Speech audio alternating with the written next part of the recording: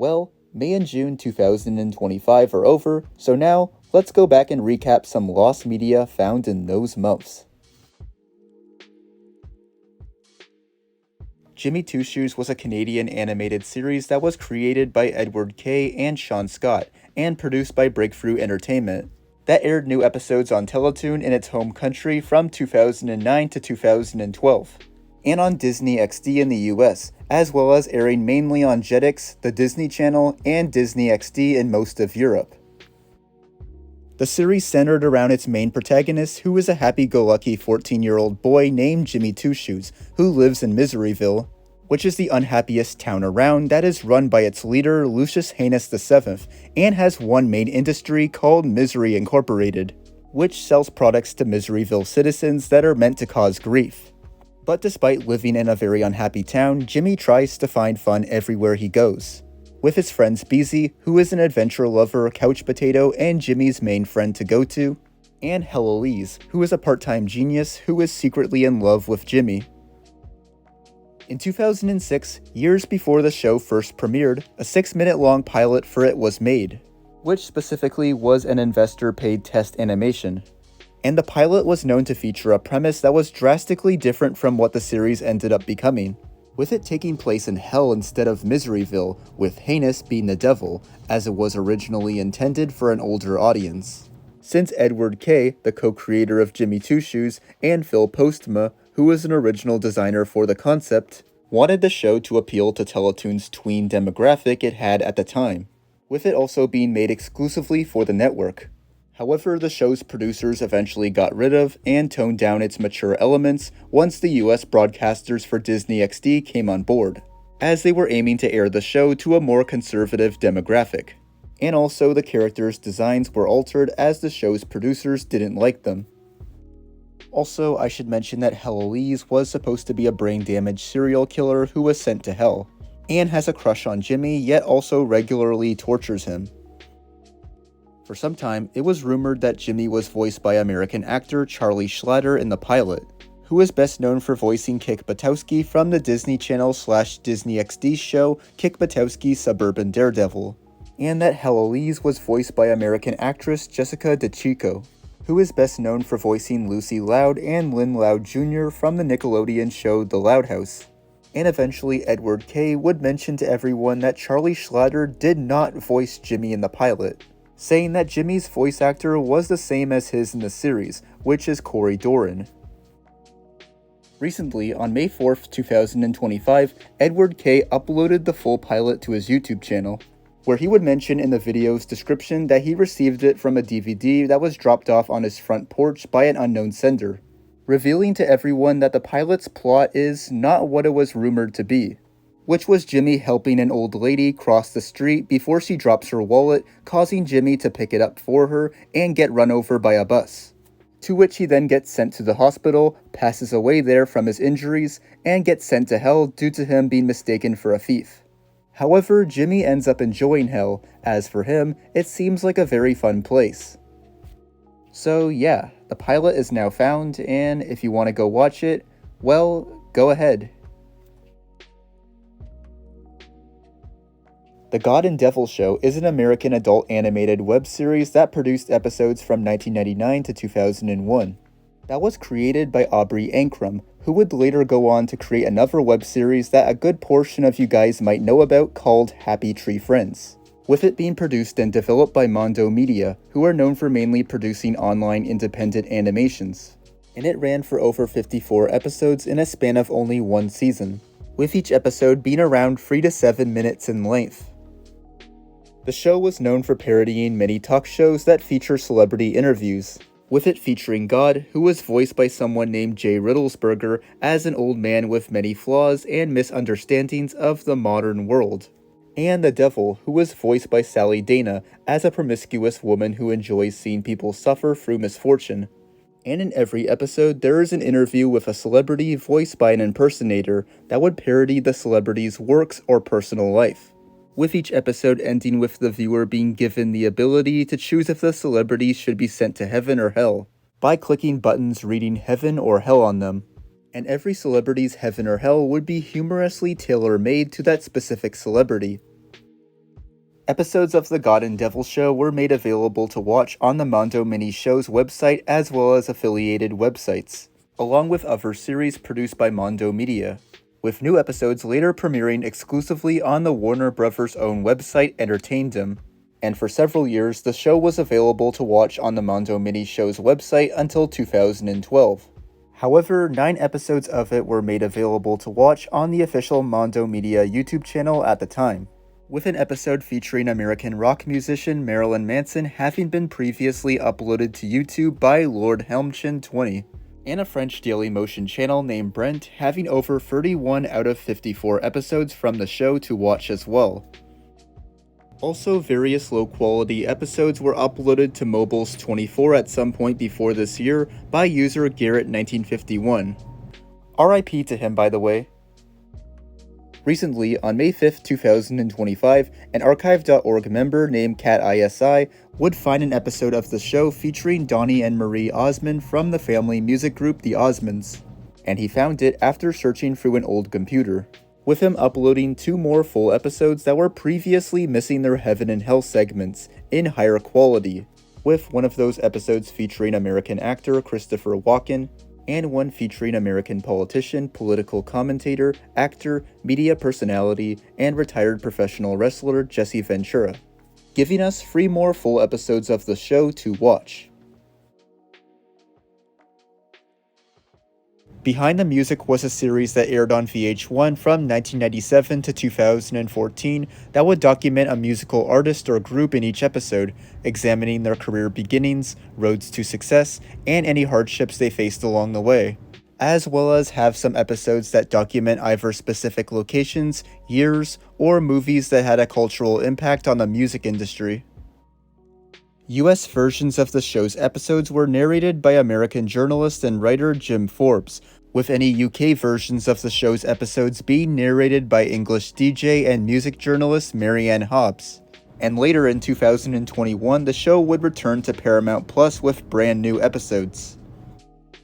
The original 1997 to 2014 series of Behind the Music would air a total of 259 episodes in a span of 17 seasons, with a good portion of them ending up lost due to them only airing once and never again on VH1.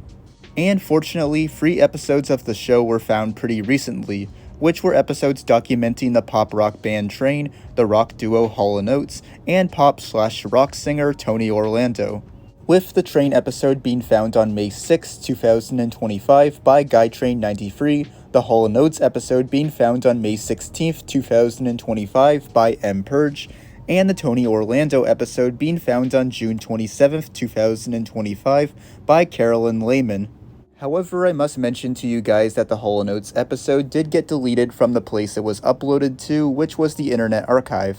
But at least we know it has a chance of resurfacing again in the future. Toon News is a 2004/2005 CGI animated series of promotional interstitial shorts that aired on Toon Disney in European countries such as the UK, the Middle East, and Africa, that starred a cowboy robot newsreader named Smokey Silvers, who is the pilot of the Toon News blimp that patrols the skies over Toontown, giving news to viewers after a short and comical introductory segment, with it using clips of currently airing Toon Disney shows and trying to make news stories out of them. And later, in the series' 2nd season, Smokey's nephew Spike would come and join him. A total of 26 5-minute shorts of Toon News were made in a span of 2 seasons, with all but 3 of them being entirely found, which were the last 3 shorts in the entire series, with 9 episodes from the series' 2nd season being found from May to June of 2025, which were found on these dates you are seeing right here by the series writer and director Kathy McDonald, which were all uploaded to her YouTube channel for everyone to watch. Bones: Skeleton Crew was a spin-off web series of the hit TV series Bones that was made in conjunction with Fox's partnership with Sprint and MasterCard, that was released to Sprint TV subscribers in November of 2006, and released on the official Bones website on December 4th, 2006, with it also being available to watch on Fox's website from late 2006 to September 2007. and allegedly broadcasted on the Fox channel in Japan for some time, with the show's plot focusing on free untrained Jeffersonian Institute lab technicians who use their various skills to piece together a mystery, with no members of the cast from Bones making appearances. It is known that the series was eventually removed from the official Bones website, with not a single episode of the spin-off being archived, with no episodes available on Fox's website being archived too. And as for the Sprint TV service, well, that eventually went defunct, with it also archiving no episodes as well. Bones Skeleton Crew had a total of 26 2-minute episodes produced, with only 3 of them being found as of now, which were found and uploaded to YouTube on May 10th, 2025 by YouTuber Lost Media Archive, giving us a chance to finally watch episodes of Bones Skeleton Crew for the first time in over several years. Well, this sure is an interesting entry, and that is because I talked about it in my very first video I uploaded to this channel, which, to briefly summarize what I was talking about, I was talking about a lost Super Mario 64 Screamer video that falsely tells viewers how to unlock the Ouija in the game, before baiting viewers into getting jump scared by a Screamer that looks something like this. And the video was known to have been uploaded to YouTube back in 2007 by a user named LotusMan17, before deleting it in late 2011, most likely due to his video receiving a lot of hate and even some death threats as well. For over several years, the video remained lost, except for roughly 8 seconds of the video's start and the last 20 seconds of it. That can be seen in a reaction video to Super Mario 64 Big Star Secret titled Little Brother Getting Scared Late Reaction, which contains low quality footage of the Screamer in the distance. I don't know if this is the video.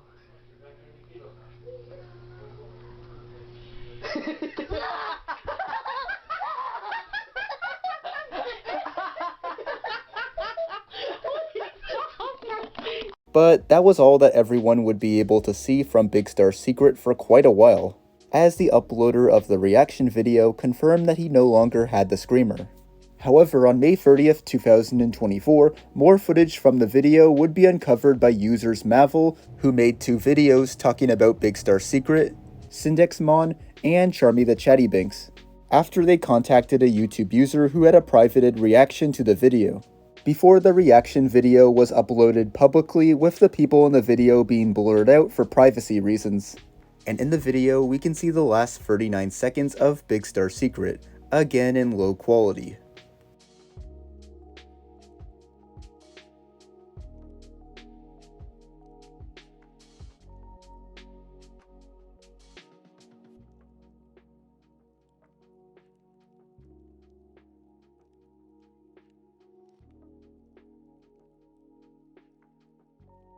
Less than 1 year later, on May 13th, 2025, the biggest discovery of Big Star Secret footage to date was made, when the first 48 seconds of the video was found by LMW Discord user Peter, from the temp folders on his hard drive that he pulled out from his old Windows XP machine, which confirmed to everyone that the video's thumbnail originated within the first 10 to 12 seconds of the video. However, we still have yet to find over 4 minutes and 25 seconds of the video, with the last 39 of those seconds having yet to be found in their original quality.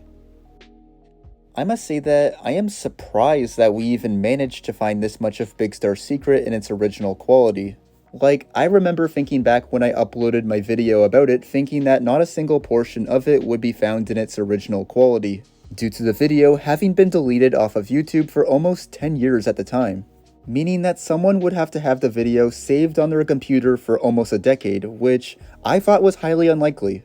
And I also thought that if it were to be found or partially found, it would be within a year after I uploaded my video, since I thought that the search for it would begin to die out after that, making it next to impossible for even the smallest portion of it to be found. So I must once again say that I am surprised that we got this far in trying to find the full original video. Although I kind of wish the discovery was found one day earlier, so it can coincidentally be found on the 4-year anniversary of my Big Star Secret video, since I think that would be a pretty cool coincidence. Sampling, who goes by many other names such as Drone Mania and Moragasageru and many others, was a song producer who uploaded his music to the Japanese video site Nico Nico Doga, who made his music with the voice synthesizer software product known as Vocaloid, and published over 47 songs online according to the Lost Media Wiki, with those songs being either made with Vocaloid or not made with it. During the time he was making and publishing songs online, he wasn't well known. But in recent years, he has become a somewhat recognizable artist among people looking for quote-unquote vocal lost songs, which are basically just Vocaloid lost media, with 3 of his published songs getting found recently on May 18th, 2025, which were Tokaisong, ReturnTosenderMan and ASAsong that were uploaded to YouTube by YouTuber Cell, making 3 more of his songs available to listen to. Robert Swarf is an animator and special effects artist who studied animation at the University of California, Los Angeles as a freshman there, before he would go on to do special effects work on films such as Steven Spielberg's Close Encounters of the Third Kind and Star Trek the Motion Picture, before seemingly retiring from the film industry with his last credit on a film being The Outsiders from 1983. During his entire career, Swarf would make several short films, with the majority of them still having yet to be made available to the public, such as his most infamous short film titled Uncle Walt from 1964, which is a topic for another day. And according to the Lost Media Wiki, Swarf directed a total of 17 short films, with only 6 of them being completely found, with all of his lost films, excluding Uncle Walt, not having any available material from them. And one of his lost films did recently surface on May 22, 2025, which was a film titled Ink Paint Scratch from 1979, which was a showcase presented by Swarf on various techniques on how to make animated films without a camera, such as drawing and scratching directly onto film strips. And the film is currently uploaded to YouTube by AV Geek's 16mm films, giving people a chance to be able to watch it online. Hey guys, it's me here, giving you all an update. Since when making this video, a YouTube user named Dr. Snowman would find a SWF file for a full episode of The God and Devil Show, featuring 16th President of the United States Abraham Lincoln on a French website on May 22, 2025. That included a previously lost Heaven segment. So now we have one more completely found episode of the show. In 2001, stand-up comedian Mitch Hedberg pitched a pilot for a show to MTV called The Mitch Hedberg Project, which was going to feature him bringing his friends along for a 7-day comedy tour around California, and being a mix of interviews, stand-up comedy, and behind-the-scenes pranks. However, the show never ended up getting greenlit by MTV, ultimately causing it to be forgotten about. But despite the show never getting greenlit, the pilot did not end up becoming entirely lost, as parts of it did end up resurfacing on YouTube, albeit without any sound. A friend of Mitch Hedberg known as Possum Man was known to have owned the only known copy of the full pilot. However, he could not distribute it, as it was, and still is today, not known as to who owned the rights to it. But eventually, comedian, author, actor, political activist, and podcast host Doug Stanhope would confirm to everyone that the pilot does exist, when he shared a documentary that was based on one of the comedians from the planned show. And later, on June 1st, 2025, he would upload a rough cut of the pilot to his YouTube channel after he found an old VHS copy of it in his crawlspace. Threediots was a video series that was created by Kate Duffy and produced by Consolidated Bailey Incorporated that ran for only 6 episodes, with the episodes being distributed in 3D via the Nintendo Video Service for the Nintendo 3DS, becoming the first original series for Nintendo Video. The series was a comedy that centered around the Edwardsons named Burke and Lola, who try to keep their show on the air by dealing with various forces of evil in Somerville, with Burke being played by Don Finelli and Lola being played by Tanisha Long. On March 31st, 2014, the Nintendo Video Service was discontinued. However, many of the series' episodes resurfaced on the Nintendo eShop, although I should mention that they cannot be found there anymore. At some point, Threediots became a lost series, although there were behind-the-scenes videos and photos that were available on the Threediots Facebook page, as well as a teaser and other videos of the series on there too. Recently, on June 1st, 2025, all 6 of the series episodes were found and uploaded to the Internet Archive by Lost Media Wiki user I Lost My Bagel, making the entire series completely found and available to watch online. However, it is currently unknown if Nintendo or anyone affiliated with Threediots had any copies of any of the 6 episodes. Making Fiends was an internet-based web series that released new episodes from 2003 to 2015, with it running for over 24 episodes in a span of 3 seasons. And it centered around a blue girl named Charlotte as she moves to a town named Clamberg, which is where a green girl named Vendetta terrorizes its citizens by creating monsters called Fiends. And Charlotte thinks that Vendetta is her best friend, which causes her to unintentionally irritate and annoy Vendetta, resulting in Vendetta attempting to assassinate her with Fiends, which ends with her always failing due to Charlotte having good luck. Despite the series being web-based, it would eventually be licensed by Nickelodeon in 2004 after they negotiated with the series creator Amy Winfrey about airing the series on Nicktoons. And to promote the series, 6 promotional shorts were produced, which were available to watch on a website developed and owned by Nickelodeon called TurboNick.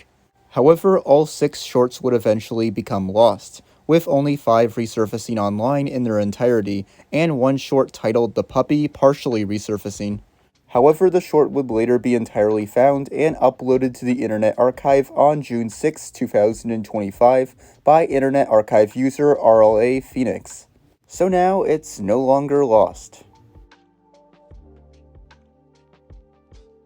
Dora the Explorer is an animated kids show that was created by Chris Gifford, Valerie Walsh-Valdez, and Eric Weiner, and produced by Nickelodeon Animation Studio. And it centers around the adventures of a girl named Dora and her monkey friend named Boots, who go on an adventure together in each episode, solving puzzles and going through obstacles along the way, while putting a particular emphasis on the Spanish language. During the late 1990s, a pilot for the show was made and released to Nickelodeon to see if the show's creators can get it greenlit. To which it did get greenlit by Nickelodeon, but the pilot ended up never being made available for the public to watch, causing it to become lost for over more than 2 decades. Prior to the pilot being found, not much was known about its plot. However, people believe that its plot appeared to be the same as the episode Beaches. Which I should mention that it was confirmed that the pilot was remade into the episode Beaches when in 2023, a YouTuber named Riley Power found an NPR interview from 2008 with one of the creators of the show. That included audio for the pilot's theme and opening lines, with its opening lines lining up with Beaches. Also, prior to the pilot being found, it was known that Dora had her exact same design as she does in the show, while Boots on the other hand looked entirely different, with him more closely resembling the grumpy old troll, since several clips from it did resurface online prior to 2025. Recently, on June 23, 2025, a YouTube channel known as Funline Animation would upload the entire pilot to YouTube, making it completely found. On October 23, 2010, Kanye West's film Runaway, which was a companion film to his 2010 album My Beautiful Dark Twisted Fantasy, would premiere on the networks MTV, MTV2, and BET. And after its premiere, British hip-hop/grime singer Sway would host a live Q&A interview with Kanye that aired on MTV. During the Q&A, Kanye West would answer questions about his personal life from Sway, about Runaway, about his new album, and his life experiences after his self-imposed exile for interrupting Taylor Swift's acceptance speech at the 2009 VMAs, as well as answer fan questions on Twitter that were all tagged with the hashtag AskKanye.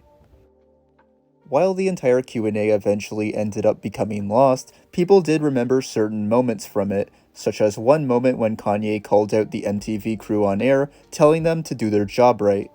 And all that we had from the interview to watch was a GIF from it that became popular over the years. which shows Kanye laughing hysterically into a sudden blank expression.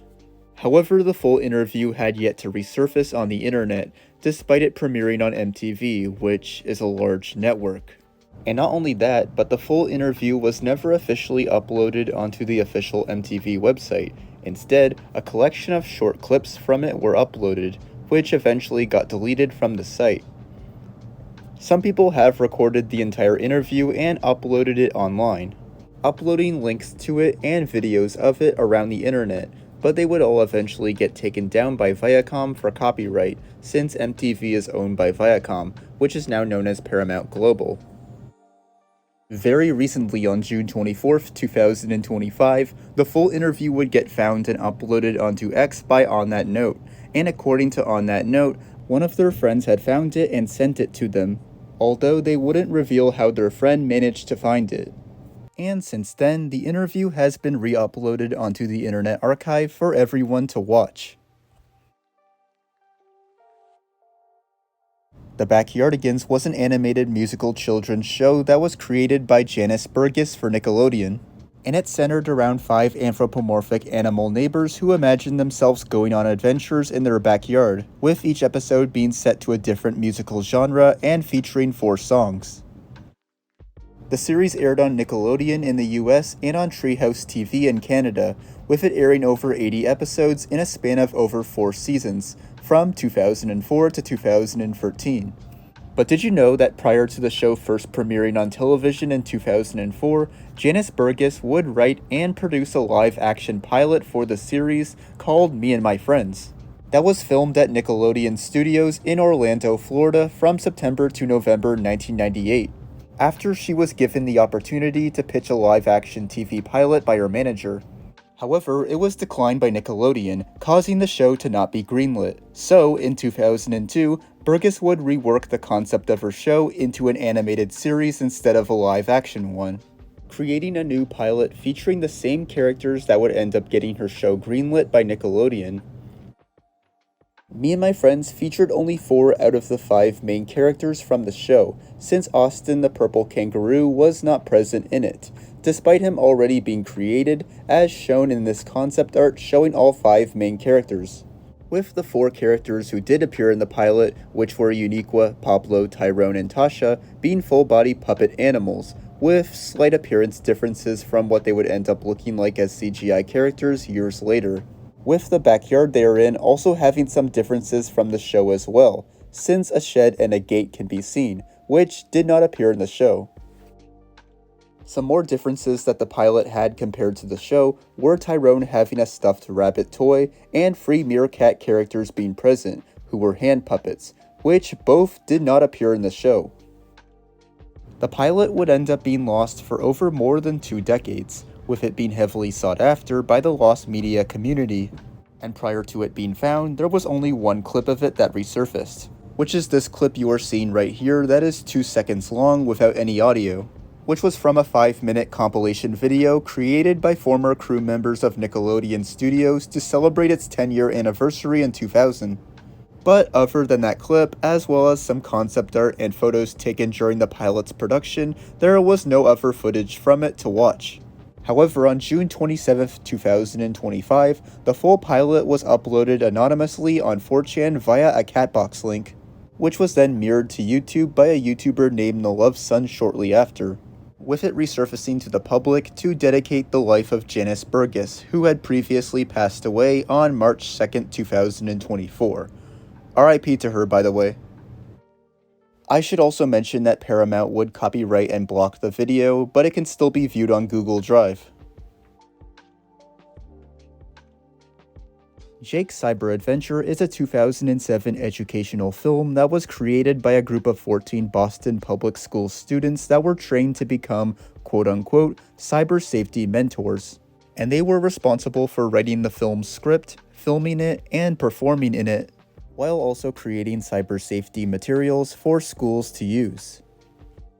The film was produced as part of Boston Public Schools' cyber safety campaign, which started in the summer of 2007, with it being made to educate Boston students on internet safety. And the film centers around a young boy named Jake, who gets help with online safety from the cyber safety heroes, who teach him how to navigate the internet and use his computer safely, in order to avoid the dangers of the film's antagonist, Dr. V, and throughout the film, Jake learns important lessons on cyber safety. It is known that Jake's cyber adventure premiered in Boston schools in December of 2007, right before students had their holiday break. And the premiere was attended by the school committee, representatives from the district attorney's office, attorney general's office, mayor's office, Symantec Corporation, Microsoft, and the Boston Public Library, to which the film would go on to receive positive reviews from critics. And December 2007 wasn't the only time the film was ever shown to an audience, as it was later shown to other schools in years after 2007. And there is proof to back this claim up, as it is known that copies of it were scheduled to be available to schools during April of 2008 as part of Internet Safety Month. Recently, on June 29, 2025, the entire film was uploaded to YouTube by a user known as the Zohan Gamer, making it available to watch online. However, it is currently unknown if any public schools in Boston still have any copies of it.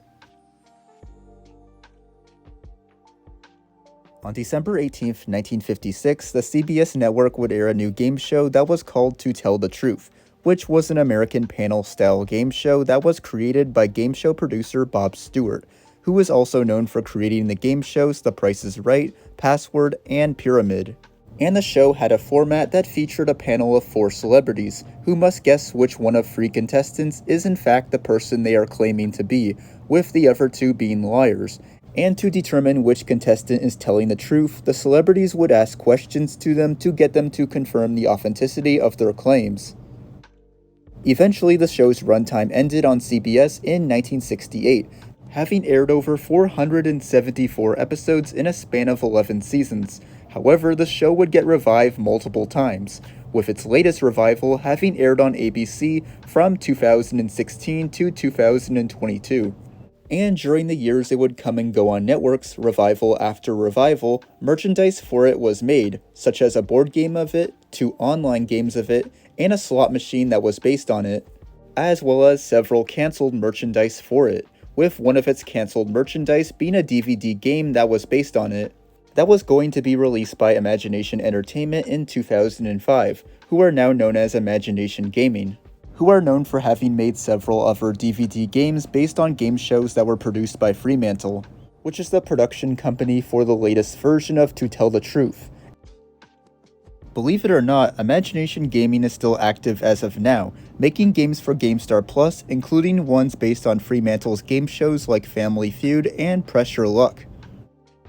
Several mentions of the DVD game can be found on various fandom websites. However, outside of those mentions, no information on the game is known, such as what its format looked like, for example. But interestingly, there once was a listing for the game in 2017 that appeared on Amazon, which showed the game's cover art. However, the listing has since been out of stock, with no copies of it surfacing online. At least prior to it being found, that is. Since it did get recently found on June 30th, 2025, when a copy of the game was uploaded to the Internet Archive by Race Olympics, making it no longer lost.